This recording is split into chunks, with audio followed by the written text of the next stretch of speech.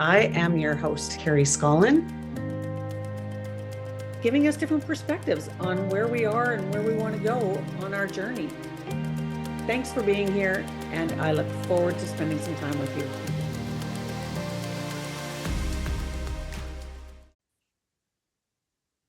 Hi, everyone. Welcome back to another session of the FoundHer Series. I am hosting all of the authors from the Lighthouse Project Volume 3. And today I have Michele Mackie, who is joining me as one of the authors that came on board. I was so happy that you said yes to the project. I believe your story is extremely powerful. I think there's a lot of people who are going to relate to a lot of what you went through. Maybe not exactly the same situation, but the feelings that you had and the resilience that you went through to get to where you are today. And that is really becoming a powerhouse woman. And you mentioned it in your chapter that your mom is a powerhouse. And I love that you're acknowledging that in yourself as well. So Michele, welcome. Thank you so much for being here. And the title of your chapter is School Days. Can you give us just a little glimpse into what you decided to write about in the chapter? And I know it's quite hard because we want to put our whole life into one chapter. So it's hard to kind of pick and choose, but you did a great job of giving us a little bit of insights to show us how it all connected to where you are now and what you're doing. So excellent job. I loved your chapter. It was hard, but it was really good and well worth the read. So welcome. Thank you. When I first separated from my husband, so this is my second separation and going on second divorce. And the one thing that really bothered me was, what is the common thread? Why, I came from a really good family, lots of love. And I'm like, why do I keep choosing this kind of relationship, this, controlling, possessive relationship in a man?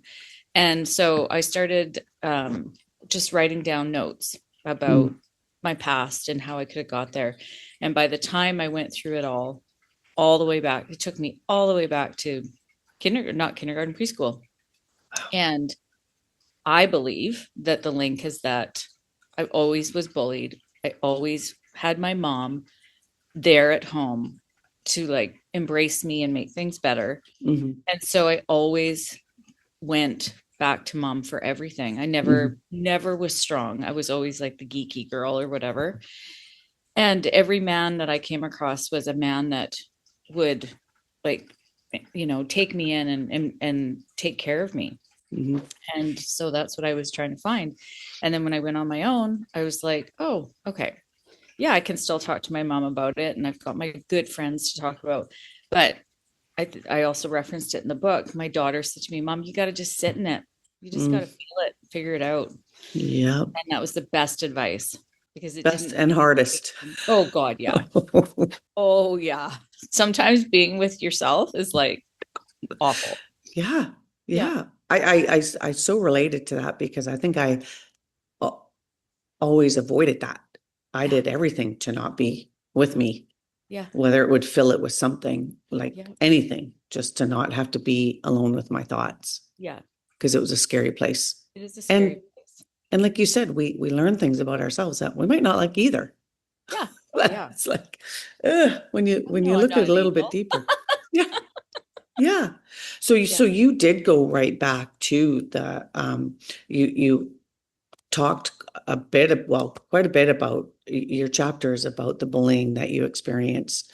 Really, it seems like all the way up to grade 11, grade 10. And then, but the piece that, go ahead. Yeah, no, and I still don't really understand how I let that happen. I mean, I guess when you're younger and hormones and whatever, you just go through it and you don't really question, but I would never stand up for myself. I would just oh, okay. And, in the corner kind of thing.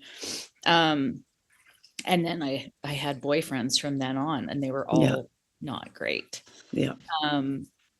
yeah, I don't think I ever had, I still don't think I've found my love story, because I Wow. don't think I've ever had that unconditional love that you get from parents or kids, you know. In a relationship outside Yeah. of that. Yeah. Yeah. Well, we all know that when we start doing this work, our love story is actually with us first. Yeah. Yeah. So you're in the beginning of your love story. My own story. Yeah, I just wish it which didn't take this long. I know, I know. We're not patient when it comes to that kind of No, stuff, no. especially once you become aware of it, like you are, right? You just want to get going. What can I do? How do I get to the depth of it so that I can start coming out? Which it seems you did have a moment though when you did stand up for yourself Oh yeah. in your school years, and Yeah. I don't want to give it away, but man, that must have been a powerful moment for you I to still see don't that know how I person. did it. Oh, I mean, I remember every minute of that day. I remember being like, I'm not doing this. yeah. This is So brutal. yeah, And there was no one that was going to fix that issue. yeah, yeah, And yeah, I just, no, I'm not doing it. And I walked, that walk was like the longest walk. And then I remember trying to open the door and being like, oh, this is a new school. Should I? But I just kept going. yeah. So I'll let the listeners know. So Yes. you finally got to that point in it. You were in grade 10 or you were starting grade I 11? was starting grade 11. Starting grade 11. Yeah. And you walked out that day after Yeah. seeing one of the people that bullied you Yeah. um, had stolen something from you and was wearing it. Yeah. So it was a physical Yeah. Threat. and Like, yeah, emotional reaction that finally went, that's it. yeah. And you walked right out, walked to Yeah. another high school and just said, Yeah. and it sounded like you were met by that principal Oh, who, thank goodness, yeah. Yeah. had the compassion to see what you were actually going through. Yeah. I think, looking back on it now too, like as a principal or any authoritative person, Mm-hmm. To see a young person come in their office and know that they made, like, they walked that all that way by themselves. Yeah. Yeah. I mean, yeah, I guess I could have had somebody not so nice, but he just saw it. He was like, no, Yeah. this girl is suffering. Yeah. And yeah, he just switched me. And then, of course, on my walk back home, and I was at the bus stop, and my mom came around the corner and she was like, what are you doing? Like, you're supposed to be in school. I'm like, Yeah. well, technically, I go to this one now. But that was definitely the first time that I had said enough to something. Yeah. But then the pattern just continued on. Right. Like, it Yeah. didn't break the cycle, Right. but But that's what you're doing now. yeah. That's what you're doing now. So that, I mean, to kind of sum up your chapter, it is about bullying and that pattern that came from that of needing to be protected, needing to feel safe, Yeah. which attracted those type of men into your life and those relationships. Yeah. Relatable one to the next, because being alone was really not an option. We didn't think it was an option. No, right? definitely not. Yeah. So I just really respect your honesty and the vulnerability you showed in your chapter, because some people that even I know had moments of that, and maybe they were able to become aware of it sooner and break the cycle sooner. Mine took quite a while too. So, Yeah. but you talk about that. You talk about how it connects to all the other relationships that you attracted, and then getting to the realization that you were changing for the people that you thought loved you for you, but Totally. you were changing for them to become somebody else. So the journey you're on now is, who am I actually? Which you got to go deep in to find that. Yeah. And you talk about healing that little girl. Yeah. And so I honor you for doing the work. Thank you. And I believe that's what's going to come through on your chapter. But I would love to know for you, like when you look at what you wrote, how was that process for you? Like, tell me your experience in the writing of it and having to relive some of those moments again. It was hard. I mean, a lot of it was memories that I've always had. Mm-hmm. So I was like, oh, okay, yeah, but when you start like pulling apart those things that happened, and then there was a few memories that popped up that I didn't remember. Mm-hmm. I guess I had suppressed them. Mm-hmm. And I mean, the one I'm talking about in particular, without ruining the story, is when I got pinned down, and there was girls on me, and I forgot about that. And so now, to be totally honest, I'm like, well, am I supposed to try that? I don't know. Right. I don't know who I am. Yeah. Yeah. And so but I keep giving this advice to people, minute by minute, day by day, hour by hour. Yeah. It is such a process. Mm-hmm. And now, I mean, I'm safe. I have this beautiful townhouse that, it's subsidized housing, but that's okay. Yeah. I can be here till my kids are 25. So I know I'm safe and I'm good. Yeah. And that's the biggest part for me is like, this house has become like, I had my mom and dad and all 4 of my kids for the first time. My 4 children have never been in the same house as my parents for Christmas ever. Really? And for me, it's been 15 years since I've seen my parents on Christmas Day. And it was like, everybody was like calm and it was safe and like, and everybody kept saying, except for my little kids, but they were like, you did this.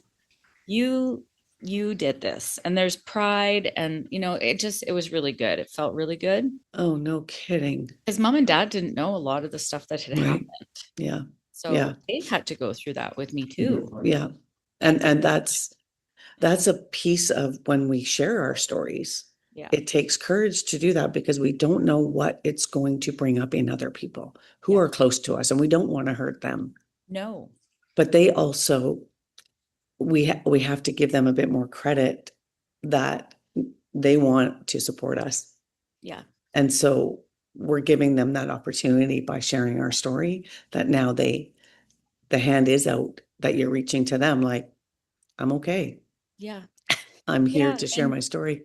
The other one that really became, this was a huge shocker for me, is my husband that I just left.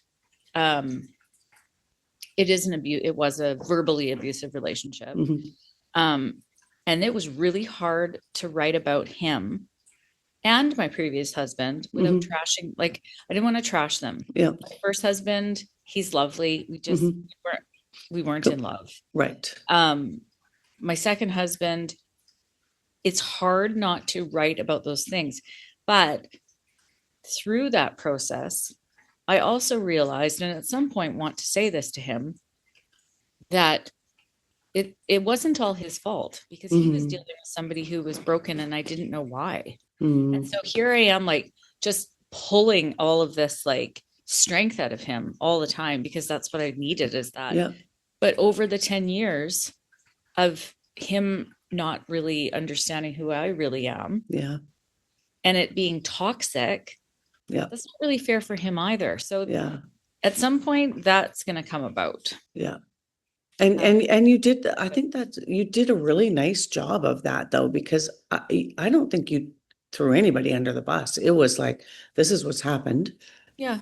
And I mean, I think you even said in there that you actually still do love him. I do. Yeah. So I think that's where the delicateness comes in when we're writing our stories and they involve other people. Yes. It's because I think you've already come to that realization from the sounds of it, is it takes 2. Yeah.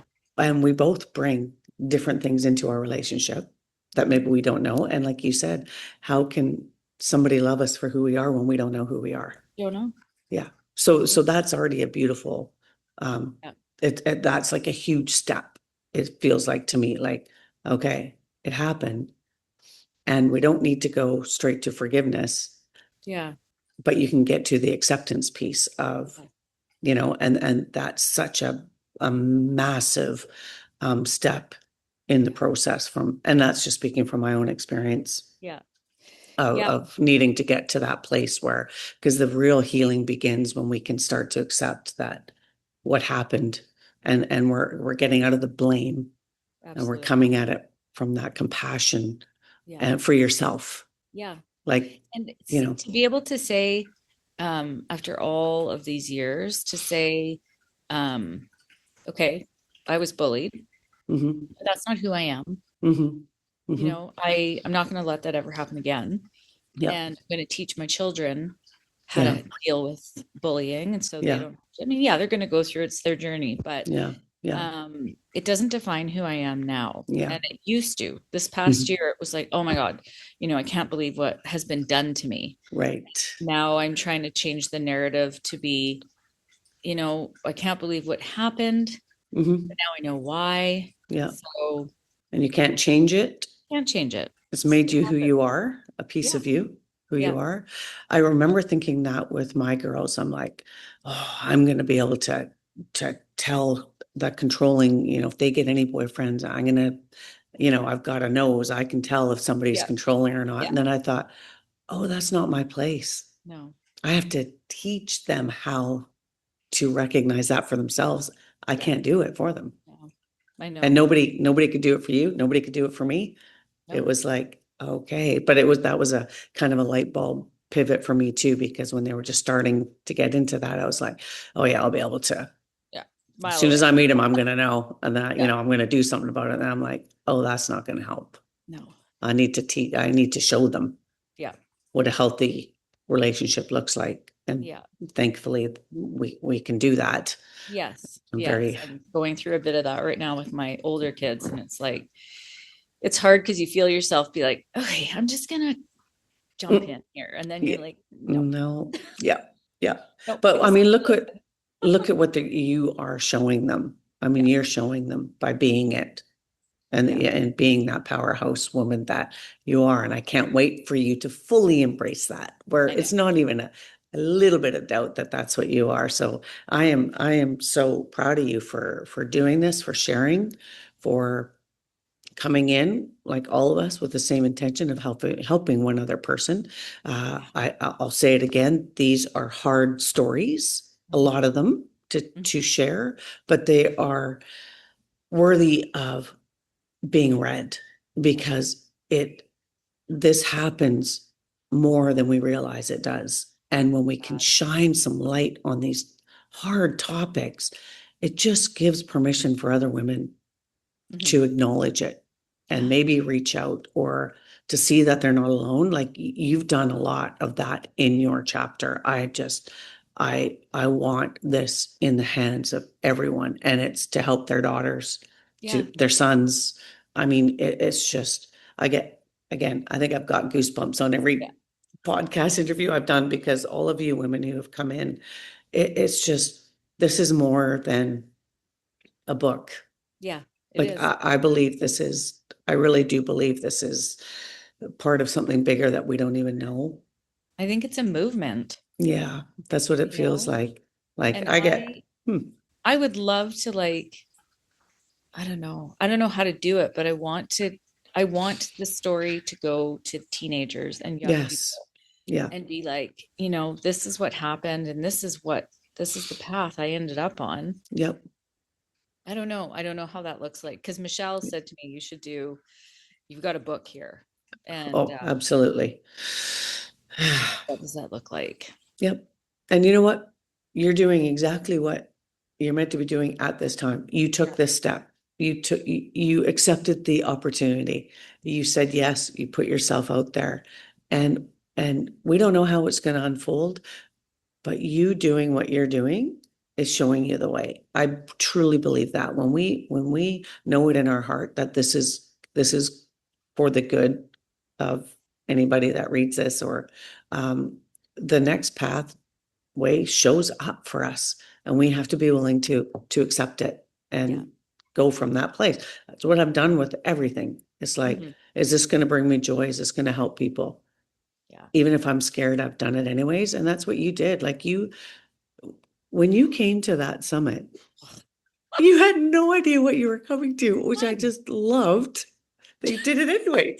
I mean, is that not divine intervention or whatever you I want know to? it. That gives me goosebumps because Yes. I remember sitting with Jen the night before and I was like, hey, I've been writing and I'm thinking about doing a book to teenagers about bullying but maybe it could be like where everybody gets their own piece. And then I walk in the summit and I'm like, Jen, this is the book, but like different. Like it's exactly what we were talking about. Because when I met you there, so this was the summit was in May. And I met you there and I was like, no, how did you hear about it? Like, and you're like, well, we didn't even really know what we were coming to. It just Yeah. looked interesting. And Yeah. you were kind of on a girls' weekend, Yeah. a little getaway, Yeah. and That you was it. showed up there. I'm like, okay, you got to trust that. Yes. I And I mean, knew it. Of the feeling I had the whole time was like this force. Like it's the only way I can describe it. that's amazing. Yeah, That's amazing. it was just nuts. Okay, so I'm going to wrap this up with you because we want people to buy this book and read these chapters and Yes. get in that room in the summit in Calgary. April 11th, the book launches. Yeah. And if you can't join us in Calgary, Michele will be there though in person, then it'll be available on Amazon. So April 11th is our big launch. The book is titled The Embers We Carry. So Michele, can you wrap it up for us? What would be the one main message that you would love to hear people take away, even though there will be many? Is there one that sits on your heart that you go, oh, I hope they either see this or feel this or take that away? Could you wrap that Yeah. up? Just when you're going through your toughest journey, when you think you can't carry on, you have to just keep trusting yourself. You have to put yourself in uncomfortable situations just with yourself and feel all of the things that you're feeling, whether you want to cry, smoke, dance, whatever it is. Yeah. Yeah. That is when the truth comes out that you can act on. That you can take it and go, okay, this is what happened, but I'm stronger. I can do this. And you just keep moving because it comes to you. It does.